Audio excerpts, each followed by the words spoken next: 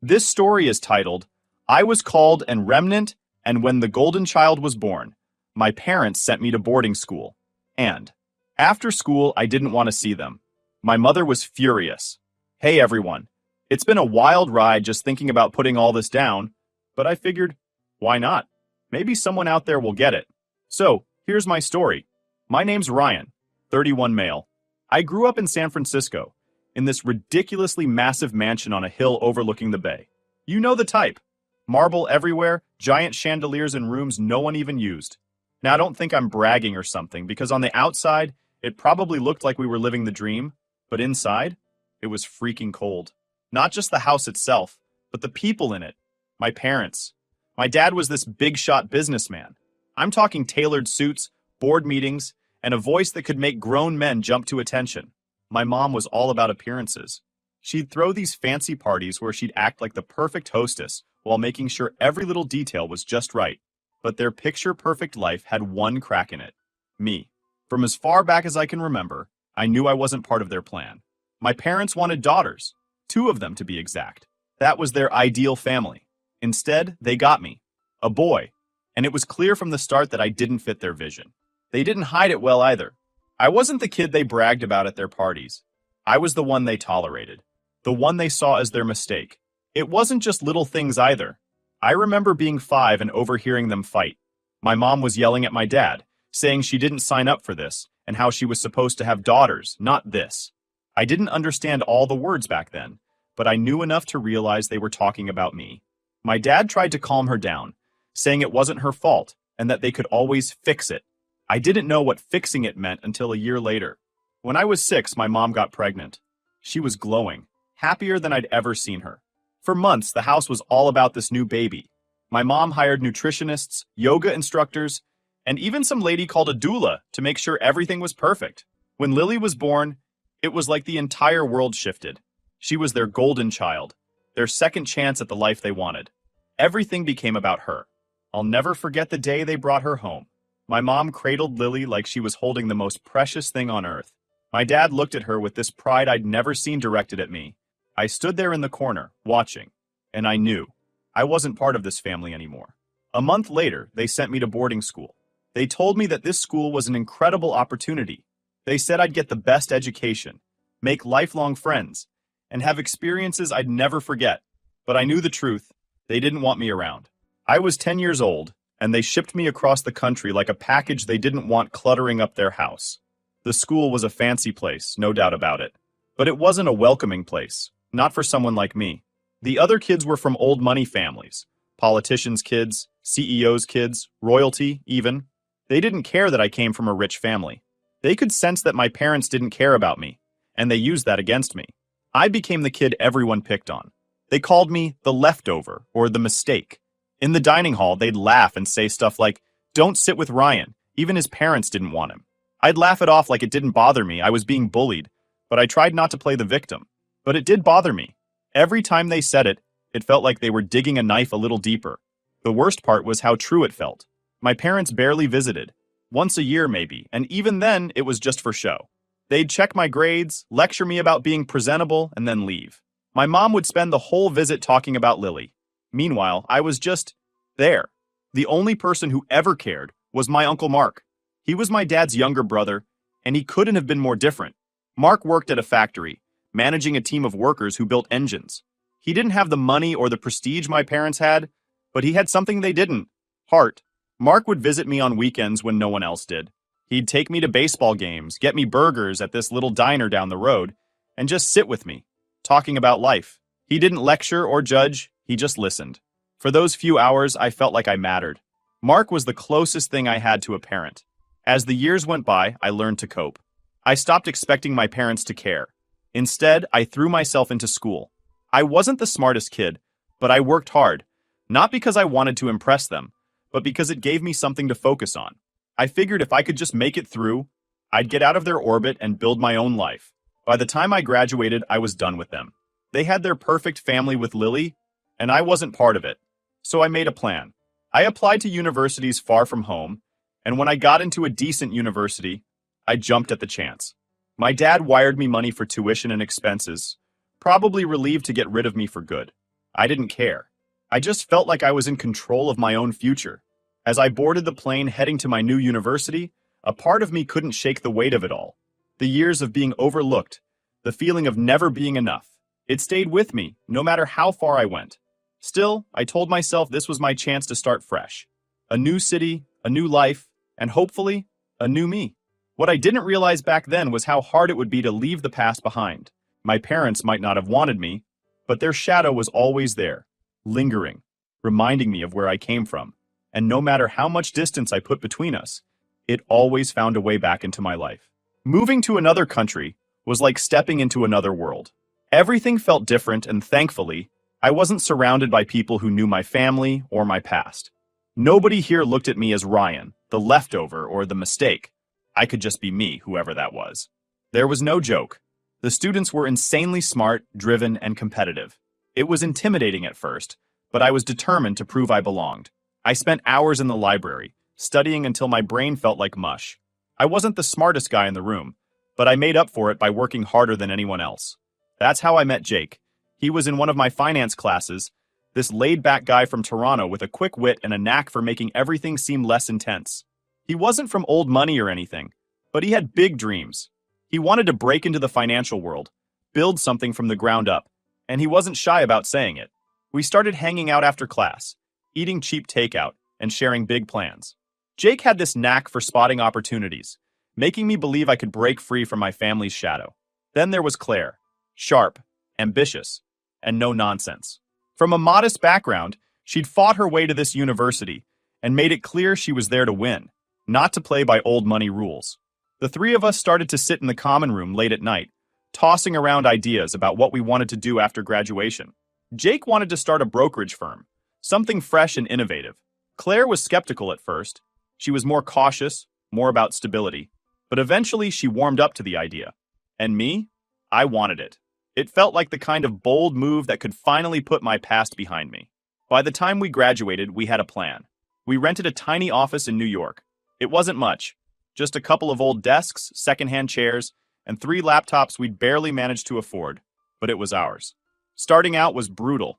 The financial world doesn't roll out the red carpet for newcomers, especially ones without big names or established reputations. Some days, we'd go home with nothing to show for it.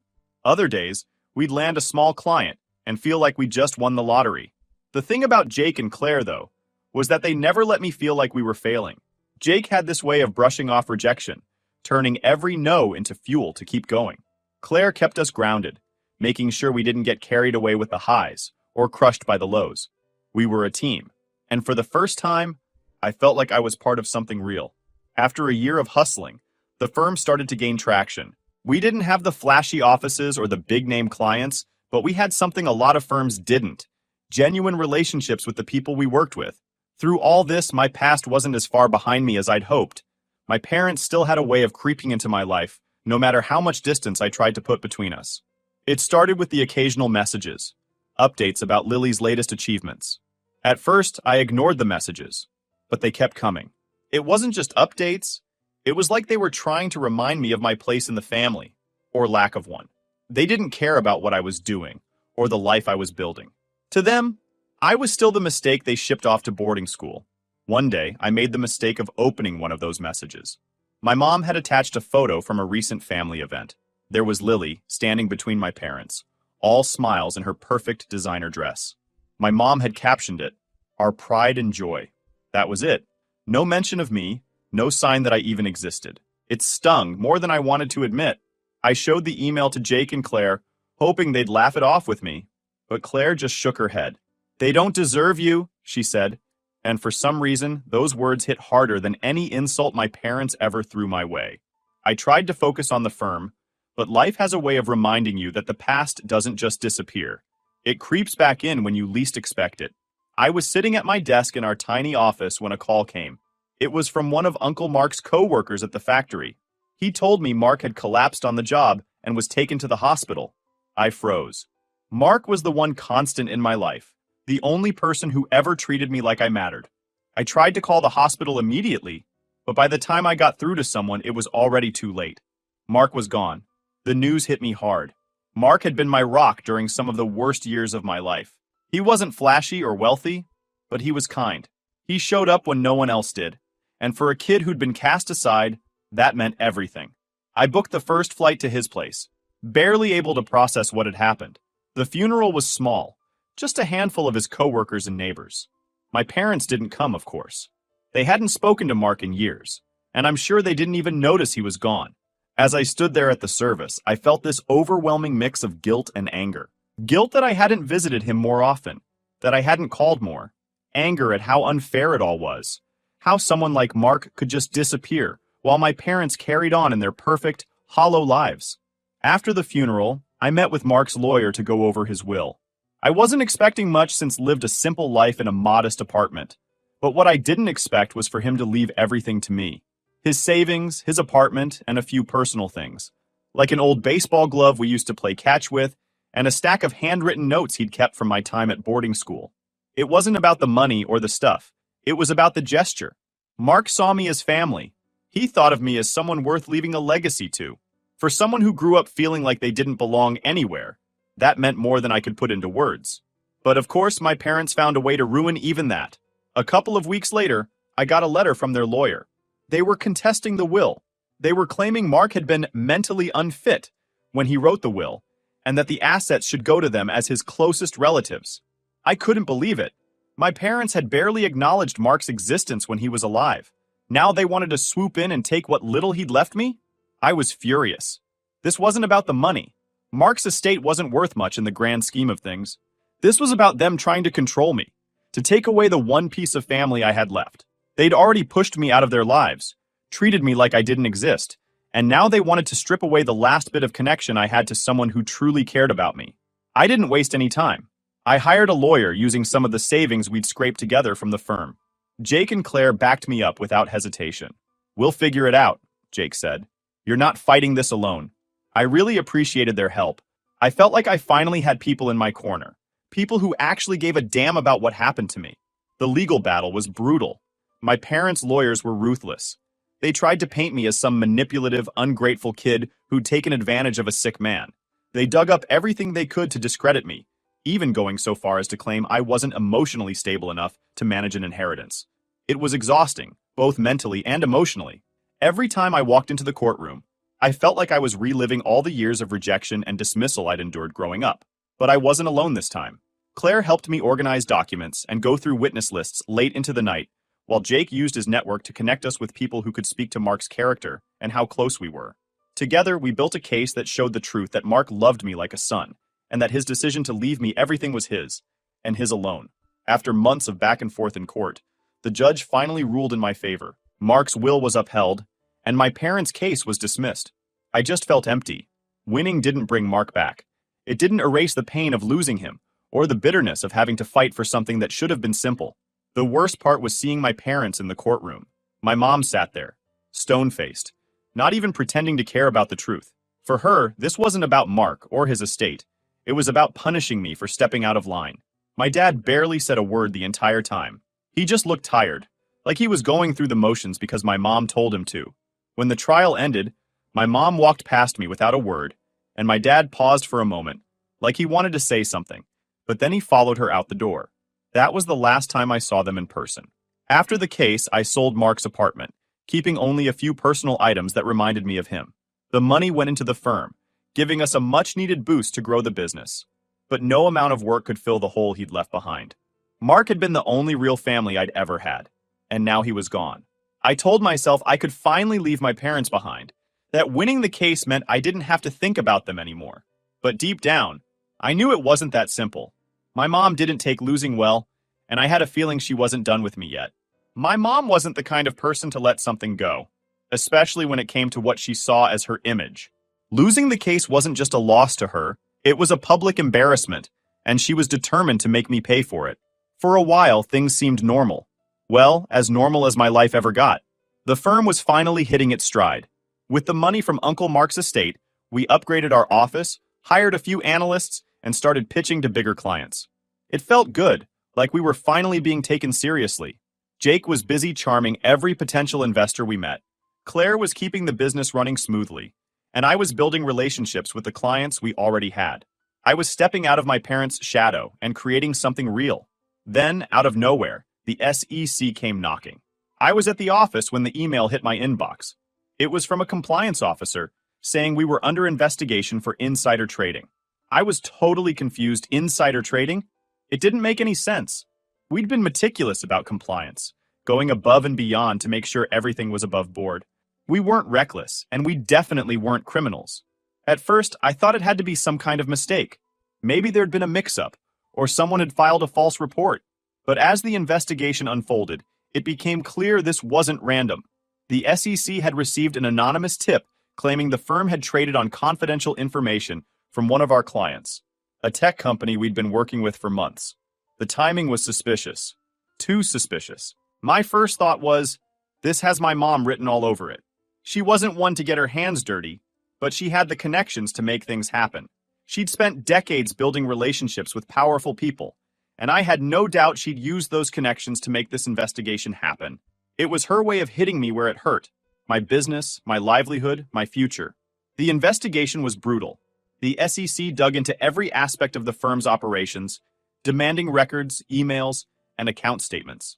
It wasn't just about proving we hadn't done anything wrong. It was about staying afloat while our reputation took hit after hit. Some of our smaller clients got spooked and pulled their accounts. Others hesitated to invest more money with us, waiting to see how things played out. Every day felt like a new crisis. It didn't stop there.